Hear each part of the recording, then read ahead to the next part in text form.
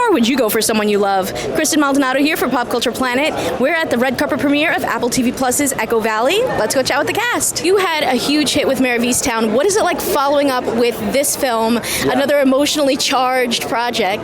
Yeah, I think, it's, I love writing, women, and so it was a great chance to get back into writing these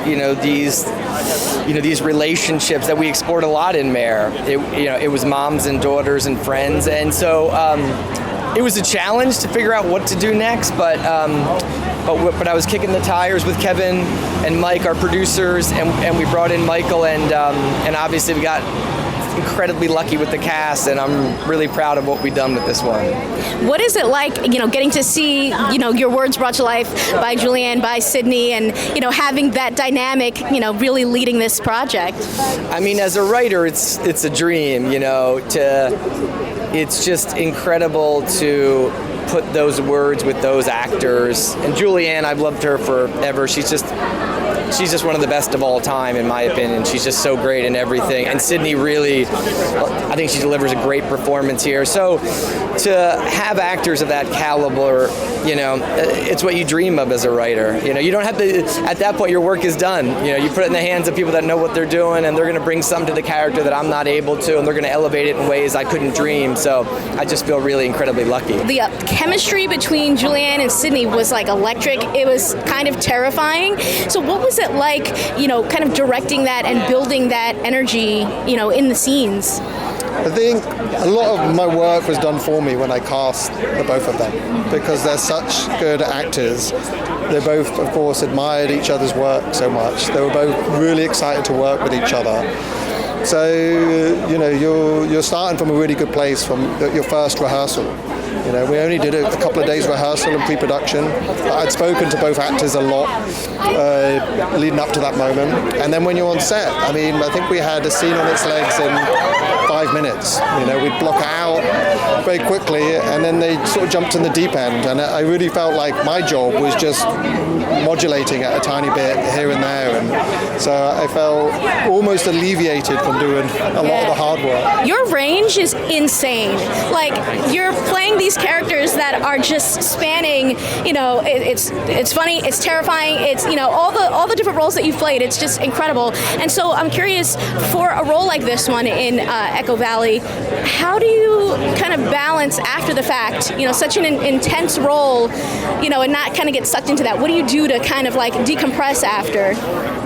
I think if you're taking a character like Jackie home, things have gone terribly wrong. It involved a lot of prep. I was on my own for prep, so I had like a few weeks on my own in a hotel room just to really get in there. And so it's more the lead up to it is what's difficult. When it's over, I think it's a great relief, and you enjoy throwing off the shackles. And going off of that, your next role is in the paper, the spiritual successor of The Office. I'm sure completely different energy, What can you tell us about, going from something like this that's so heavy to something that is so much lighter? Well, we had a good couple of years in between when we shot this and when I went on to the paper. But yeah, very, very, if I took any of the energy from Jackie into the paper, things would not have gone well. That's a much more light, buoyant sort of feeling. And I feel very, very lucky to play such different parts and such different sorts of things. It's that's one of the joys of being an actor, is mixing it up, and I really got to mix it up in that situation, which is great. Oh, absolutely. And I know you were just in Fountain of Youth, and you were with John Krasinski in that. Did he give any advice on, kind of getting into the next chapter of kind of that world of The Office, the paper? No, he was just very supportive, as was Steve. They're both lovely people. And I think they really wanted us to do our own thing. They understand that that's what'll help us. And so, yeah, he was amazing to talk to, but he was supportive more than throwing advice at me, because that's the kind of men they are. They're good men.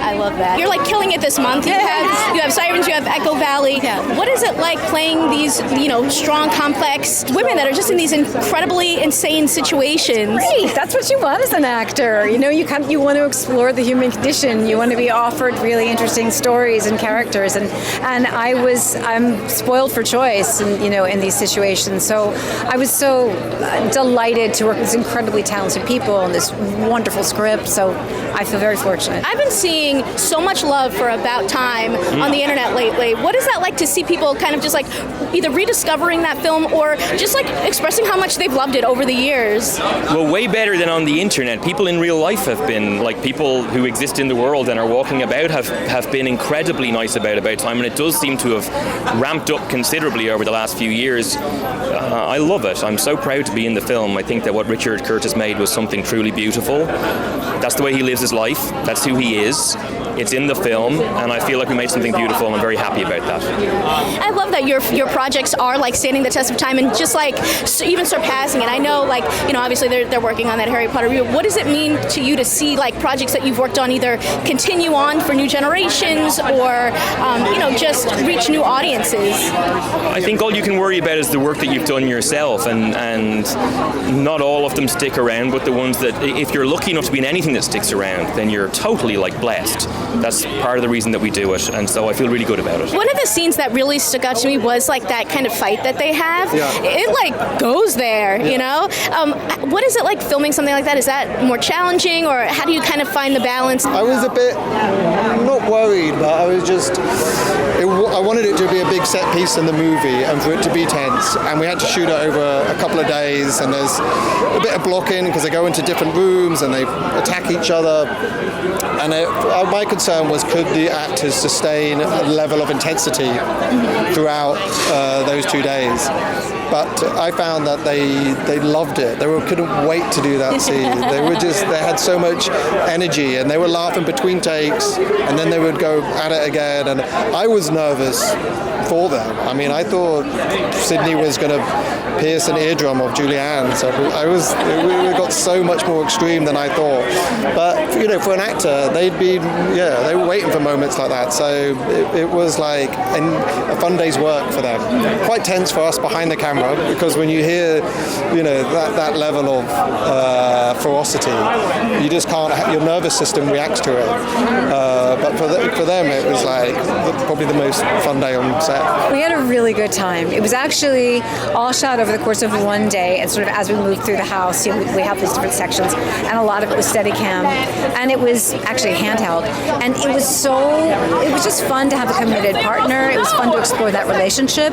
It was exciting to go that big with it. It was really pleasurable, actually. I love it. What is the secret to like getting a really, you know, tight thriller? Like you really have these like twists and turns that keep people guessing. What is the secret behind writing that?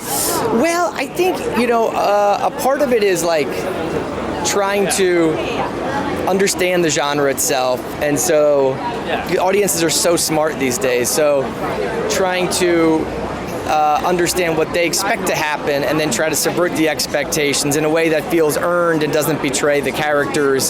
So it's really tough because audiences are so knowledgeable these days.